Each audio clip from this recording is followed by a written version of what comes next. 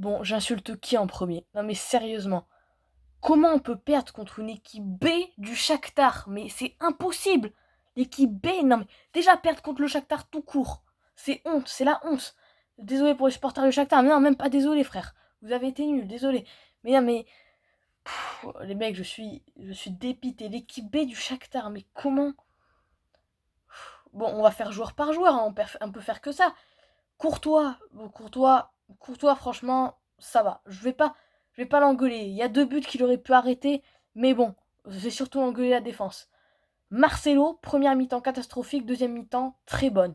Voilà, Zizou a dû gueuler sur tout le monde, mais bon, c'est vraiment pas assez. C'est vraiment pas assez. Ferland Mendy, toujours aussi bon. Lui, il a toujours été bon. Lui, irréprochable.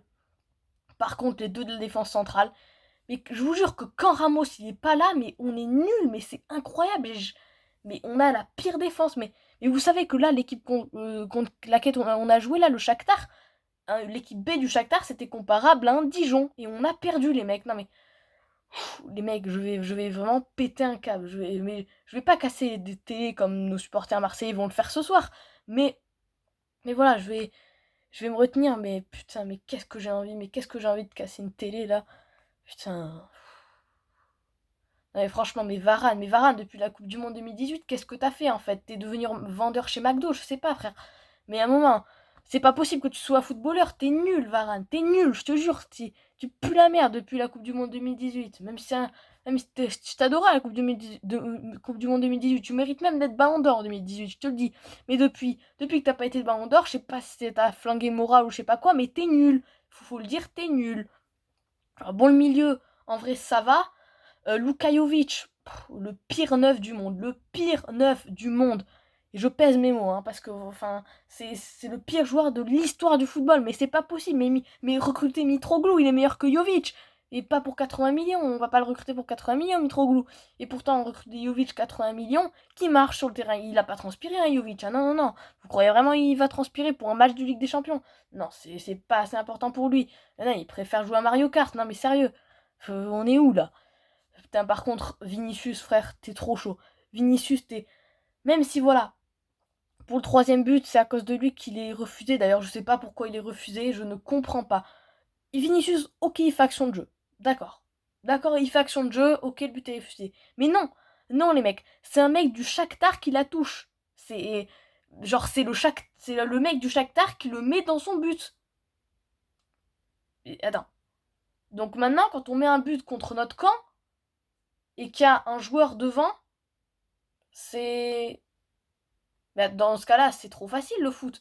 Dans ce cas-là, pendant tout le match, tu te mets là, tu te mets là, il y a le joueur qui reste là, tu le fais aller là, tu marques contre ton camp, au moins tu gagnes du temps et à la fin tu gagnes le match. Non mais à ce moment-là, c'est trop facile le foot sinon.